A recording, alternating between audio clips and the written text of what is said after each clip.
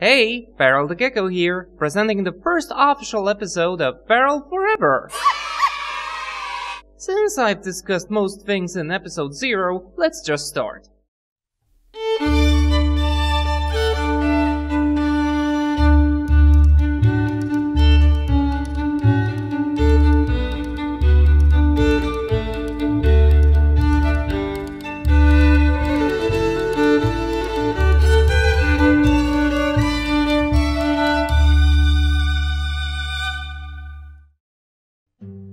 This is Akitoshi Kawazu, a well-known Japanese video game producer and designer.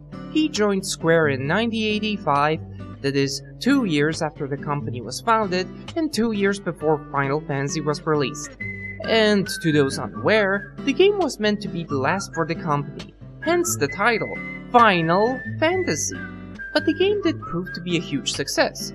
And something people like to ignore in this story is that this was apparently Kawazu's first game ever. Hence, it's possible that it's his radical new ideas that helped the game become a big hit. Now I realize that it's just a theory, and that he wasn't the only new guy to enter the company just to work on this last title. But hey, the company did give Akitoshi a lot more power when the time came for a sequel, didn't they? And the result was different. So different that not everyone liked it, and so Kawazu was given his own project, the SaGa series, which currently has almost a dozen titles and is fairly popular in Japan, but in the West it's either unknown or met with a mass of hate. And as a fan of the series myself, I decided I should do a series of short retrospective videos to talk about it. So, let us begin. The free SaGa games for the Game Boy. This series of games is actually quite well known, even in the West, but of course under a totally different title.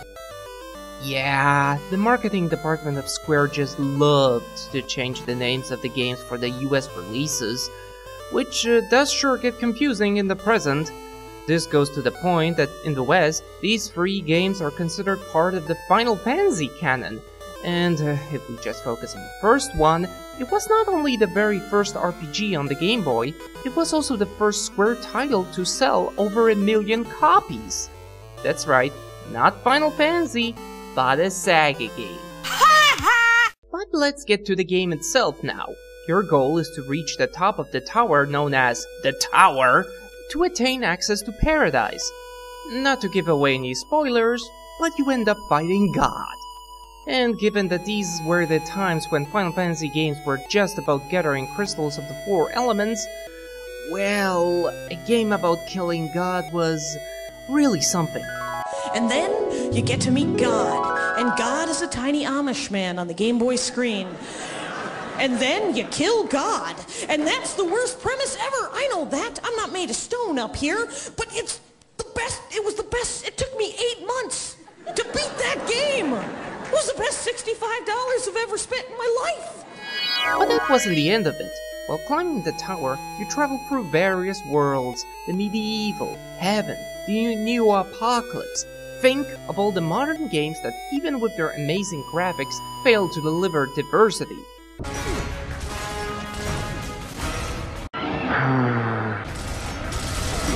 And what about the music? Well, it's Game Boy music. Apparently as adults we're less willing to tolerate these sorts of sounds than kids, but people agree that the composers were just being experimental, which can also be said about the gameplay, where you actually have a selection of recruitable NPCs to accompany your self-made protagonist on the way to the top, and there's a real selection to choose from.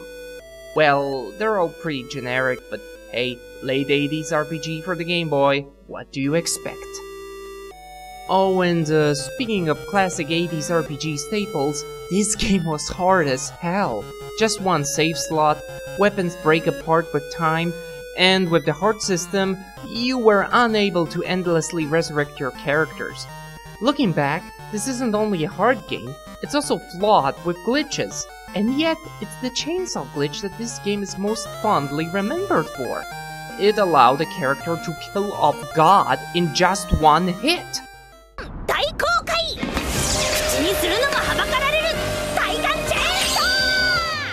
I guess something like that is bound to leave an impact.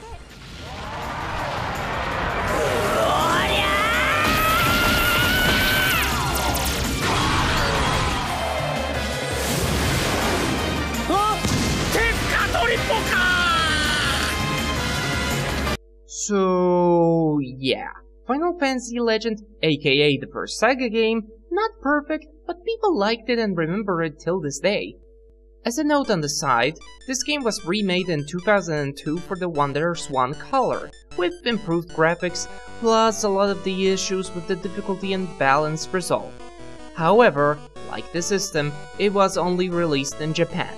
Still, there exists an English translation patch for the game, so go and check it out if it caught your interest. But now, let us go to the sequel, SaGa 2. The game starts with your dad, who's always human no matter what kind of being you choose to be, waking you up, giving you a prism, and walking out the window. That prism is a Magi piece. There are about 77 of them, and they are all part of the statue of the goddess Isis. People use them to become gods themselves. And now, it's time for you and your friends, who are also characters you just create in your classroom, to embark on an adventure to find your father and the remaining Magi pieces. Kids going out into the world to collect everything of something? I have to admit, this sounds like Pokemon. Which is awesome! From the start, you already feel like, gotta catch them all! And to make it even more exciting, the Magi pieces function similarly to materia from Final Fantasy VII, except a bit simplified. But still, Final Fantasy VII meets Pokemon? Comparing this to the first game, yeah, that one had atmosphere and a deep meaning, but cut killing God with a chainsaw out of the picture, and it just starts to feel a little bit dull. Well, this one is a lot more lively, and that's probably the reason why most people like it even more. It even has a more cartoonish look than its predecessor, which makes it easier on the eyes. The music department also shifted gears. This time Kenji Ito did most of the music, and Uematsu took a step back. But of course it's a matter of taste, which composer is better. Something less questionable is the matter of gameplay. Even fans of the first game admit that this one did better. A lot of the aspects repeat themselves, but are vastly improved and more balanced. The characters still are blank slates, except for the main character who at least has his father as some sort of backstory, but this game also delivers the fifth character. A character with personality, a name, and so forth. But they're just temporary and have no stat growth and no equipment to change. But still, an interesting addition to the party. In general, the game was good. Probably very good for the time even. Some refer to it as the best SaGa game ever. And also as a piece of trivia, supposedly back in the day, after the success of the first game, this sequel wasn't to be localized, which made a lot of fans of the first game upset, making them protest, which ended with Square fulfilling their demands, which was really before the internet, so if it is true then, wow. But even if it's just a rumor, listen to this. In 2009, a remake was released for the Nintendo DS. It was made to resemble the newer SaGa games, including having on-map monsters instead of random encounters. Gen Kobayashi of The World Ends With You fame even provided a fresh new design for the game.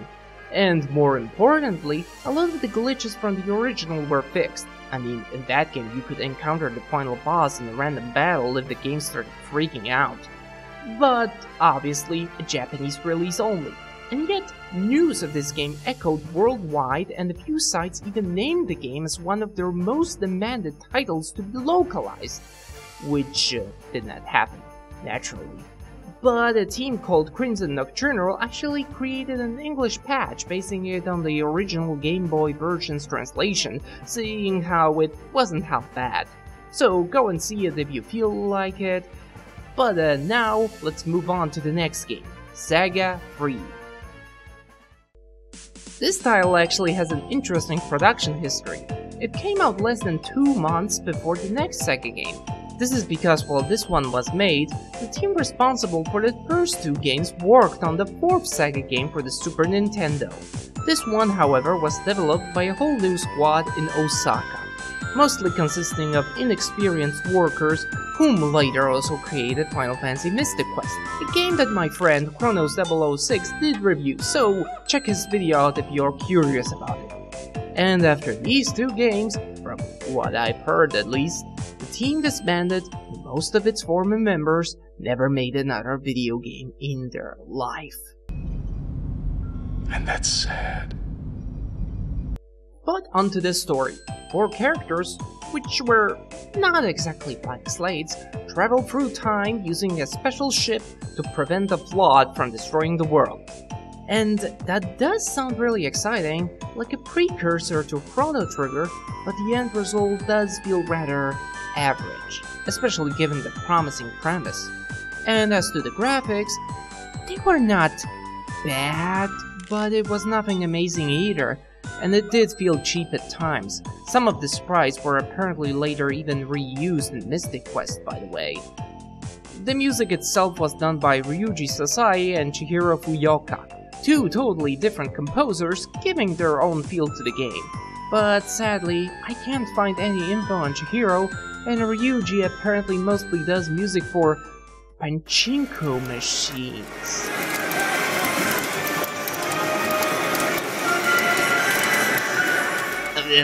Let's talk about the gameplay now. This aspect of the game is actually more solid, but also pretty Final Fantasy-like.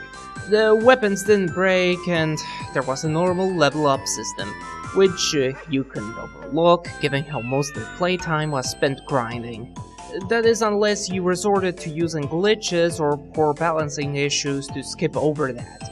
Truth be told, it's not a bad game, quite solid actually, but not much about it stands out, regardless of it trying to be a portable Chrono Trigger, before that game was even made. In short, it was a very strange direction for a SaGa game to go. But nonetheless, in September of 2010, a remake for the Nintendo DS was released, once again with Ken Kobayashi in the art department, and the general gameplay mechanics being influenced by the ones of the SaGa 2 remake, which most people seem to like.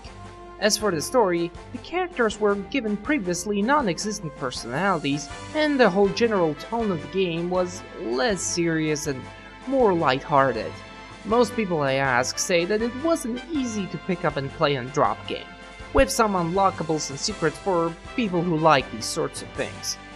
So now you people are probably asking, is there an English translation?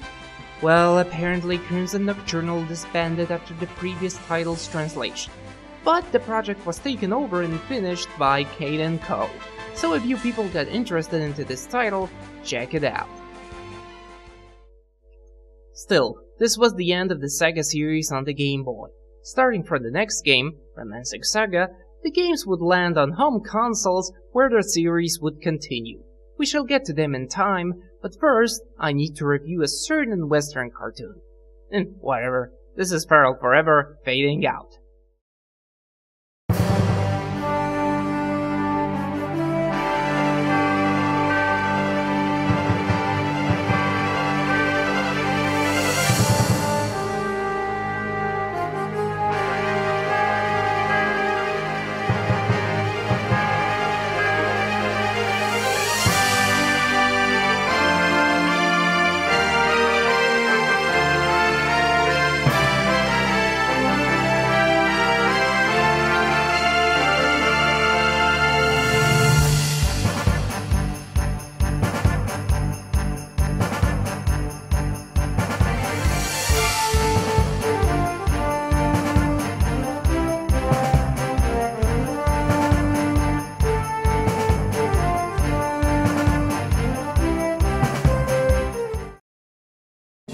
Farel has little Norwegians trapped. And he's using programming languages to destroy his powers. Now you'll tell me why raccoons are so cute! Never. So adorable, so cuddly and lovable, that their secret will be mine, oh mine! foil again! Hooray! Just wait, little Norwegians, I'll find out! Raccoons. Their secret is their great taste. Wait, what?